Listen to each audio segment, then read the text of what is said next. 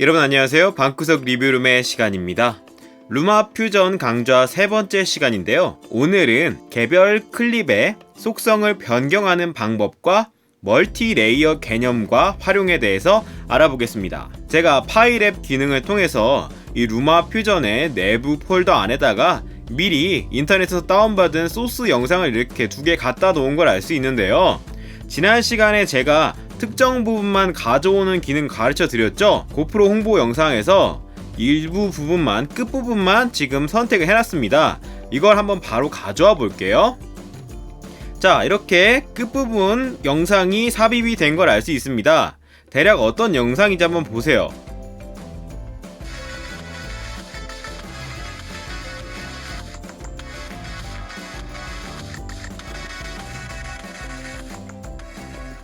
바다를 보여주는 영상을 잘라놨는데 이 영상을 갖고 오늘 내용을 진행해 볼 거예요. 자, 이렇게 개별 클립은요, 가방 도구 툴 버튼을 누르신 다음에 여기 에딧 버튼을 누르시면 자세하게 편집할 수 있는데요. 이렇게 하지 않고 더블 탭 하셔도 똑같은 화면으로 들어갈 수 있습니다. 자, 먼저 위쪽 상단에 보시면 여러가지 사람 얼굴 모양이 이렇게 막 여러가지 있는 거 보실 수 있는데, 이거는 모션 관련 기능이니까 다음번에 설명하도록 하고요.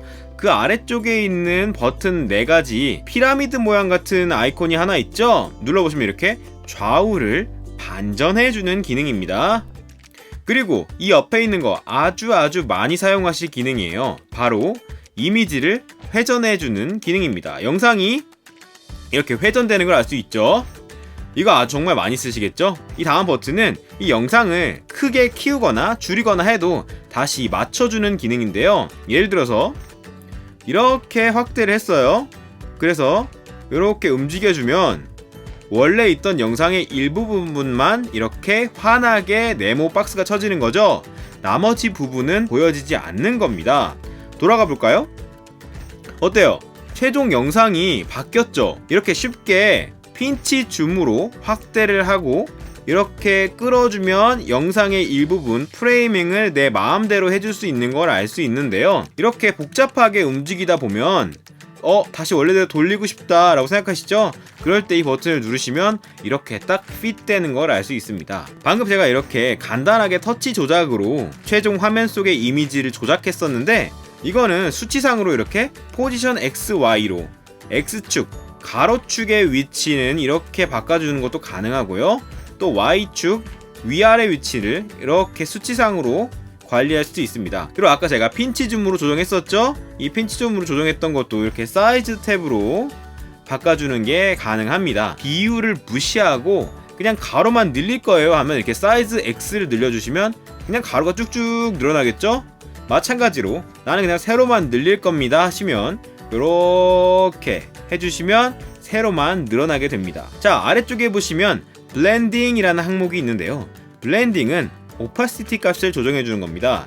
여기서 오파시티 값이란 영상의 투명도를 말합니다. 오파시티 값을 이해하려면요, 원래 이 영상이 불러오기 전에는 뭐가 있었죠? 원래는 그냥 까만 배경만 있었잖아요. 까만 배경 위에 우리가 영상을 올려놓은 거죠. 반투명하게 비치게 되면 아래쪽에 있는 까만색 배경이 섞여 들어오겠죠? 자, 이렇게 줄이면 원래 있었던 까만 바탕이 섞여 들어오면서 점점 영상이 투명해지는 겁니다.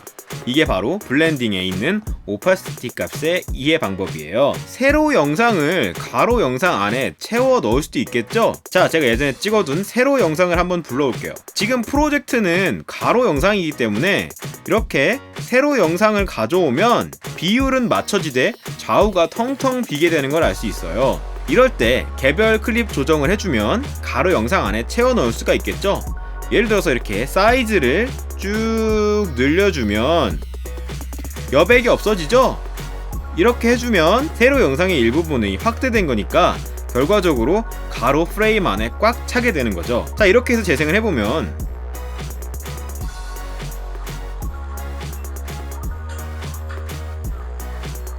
정상적으로 여백 없이 일부 화면을 확대해서 활용할 수 있는 걸 알 수 있어요. 또는 위치 기능을 이용해서 이렇게 가운데만 있는 게 아니라 옆으로 밀어줄 수도 있겠죠? 예를 들어서 이렇게 좌측으로 밀어두고 오른쪽에 다른 영상을 삽입하거나 또는 자막을 넣을 수 있는 것도 가능합니다. 자, 그럼 이제 아주 중요한 레이어 기능에 대해서 알아봐야 되겠는데요. 아마 포토샵을 하시는 분들이라면 좀 익숙하실 거예요. 말 그대로 층을 쌓아 놓는 겁니다. 여기서 층의 기준은 첫 번째 2층부터 시작하는 거예요. 여기서부터 하나, 둘, 세 개까지 루마 퓨전은 층을 쌓을 수 있는데요. 바로 다른 영상을 올려서 한번 확인시켜 드리도록 하겠습니다. 자, 다른 영상이 이렇게 있는데 이것도 세로 영상이에요. 영상을 올리시려면 이렇게 그냥 끌어와 주시면 바로 두 개의 영상이 올려진 거 알 수 있는데 어때요? 원래 기본 값이었다면 이 영상은, 이 커피 머신 영상은 이 영상에 가려져서 보여지지 않을 거예요. 그런데 지금 이 영상은 이렇게 왼쪽으로 틀어놨잖아요. 왼쪽으로 틀어놨으니까 이 두 개가 공존할 수 있는 거죠. 자, 그러면 기본값으로 돌려볼게요. 처음으로 돌렸습니다. 처음으로 돌렸더니 보이지 않죠? 같은 사이즈가 두 개 겹쳐진 건데 위에 있는 영상이 아래에 있는 영상을 덮어버리게 되는 겁니다. 위에 영상이 존재하면 그 범위만큼 아래에 있는 영상은 보이지 않게 돼요. 자, 그럼 여기서 응용할 수 있겠죠? 아까 투명도 값이라는 걸 배웠습니다. 위에 있는 놈이 밑에 있는 놈을 쫙 덮어버리고 있으니까 투명하게 만들면 밑에 있는 놈도 비춰올 거 아니에요. 자, 위에 있는 영상에 블렌딩 값에 오파시티, 이 투명도 값을 줄여봅시다. 지금 100%니까 불투명한 거예요, 완전히. 이걸 좀 투명하게 만들어버리면 아래에 있는 영상도 같이 보여줄 수 있는 걸 알 수 있습니다. 마치 합성한 것처럼 이렇게 두 개가 포개진 걸 알 수 있습니다. 개념 아시겠죠? 자, 레이어의 기본에 대해서 알아봤는데 여기서 아주 중요한 개념이 있습니다. 잘 보시면 이 두 개의 레이어 사이에는 실선이 붙어 있는 걸 알 수 있어요. 이 두 개의 영상은 서로 링크되어 있는 겁니다. 서로 움직일 때 같이 움직여요. 예를 들어서 지금 삽입 모드에서 덮어쓰기 모드로 바꾸고 이렇게 움직여보면 두 개가 똑같이 움직이는 걸 알 수 있습니다. 왜냐? 쇠사슬로 연결되어 있는 상태거든요. 그렇기 때문에 어디로 가도 두 개는 같이 세트로 움직이게 되는 거예요. 이 개념은 편집할 때 여러가지 자막을 붙인다든지 사진을 붙인다든지 그 시점에 다른 대상이 같이 따라오기 때문에 편집하기가 아주 편합니다. 그런데 이 부분을 잘라줘야 되잖아요. 잘라줘야 되는데 이걸 이렇게 잘라주고 또 이것도 잘라주고, 아이고 너무 불편하죠. 일정 클립을 이렇게 선택하거나 하지 말고 백그라운드를 터치해서 아무것도 선택이 안 돼 있는 상태에서 가위를 누르세요. 그러면 이 트랙이 다 잘리는 걸 알 수 있습니다. 한 가지를 선택한 다음에 누르면 이렇게 정해진 트랙만 잘리지만 백그라운드를 터치하고 자르시면 이렇게 이 타임라인 상에 이 일직선이 쫙 잘려버리기 때문에 여러가지를 움직일 때 아주 편리하겠죠. 이렇게 잘린 지점은 다시 링크가 생성되기 때문에 이 지점은 두 개가 연결되어 있죠. 그러니까 이 두 개는 이렇게 같이 움직이는 걸 알 수 있습니다. 그런데 여기서 기준이 되는 거는 이 아래쪽에 있는 게 마스터고 이게 슬레이브가 되는 거예요. 그러니까 마스터로 움직이면 슬레이브는 따라다니게 되는 거고요. 슬레이브는 따로 띄어낼 수 있습니다. 다시 붙이면 이렇게 쇠사슬의 위치가 조정되는 걸 알 수 있죠. 요 위치에 붙은 상태로 마스터를 슬레이브가 따라다니게 되는 거예요. 자, 처음으로 돌아왔습니다. 다시 이 상태에서 마지막으로 클론 기능을 이용해서 같은 소스를 여러 레이어에서 활용하는 방법을 가르쳐 드릴 텐데요. 자, 이렇게 눌러보시고 이 가방 도구창 안에 보시면 클론 기능이 있습니다. 클론 기능은 말 그대로 선택한 클립을 복제해서 하나 더 생성해 주거든요. 자, 이렇게 클론을 누르면 이렇게 한 클립이 더 생성됐죠. 이 클립을 바로 한번 포개해 볼게요. 자, 이 두 개는 같은 클립이니까 당연히 차이가 없으니까 그냥 하나처럼 보이겠죠. 그런데 이 상태에서 하나의 클립을 조금 바꿔보는 거죠. 예를 들어서 위에 있는 클립을 줄여보겠습니다. 이러면 작아졌죠. 작아졌으니까 이걸 이렇게 위에 놓으면 어때요? 여러분들이 많이 보시는 픽처인 픽처죠. 영상 안에 다른 영상을 삽입해서 보조 영상을 보여주거나 하는 익숙한 화면 아시죠? 자, 이 상태에서 다른 영상도 한번 넣어볼까요? 이쯤에 넣어보겠습니다. 자, 이 영상도 너무 크니까 밑에 영상을 가려버리죠? 이 영상도 이렇게 줄여서 이 아래쪽에다가 배치해 볼게요. 자, 어때요? 그러면 두 개의 픽처인 픽처가 형성됐죠? 레이어의 바탕은 밑에 깔려있고 두 개의 영상이 이렇게 작게 포개져서 위에 올라가 있는 형태를 만들었습니다. 자, 이렇게 재생하면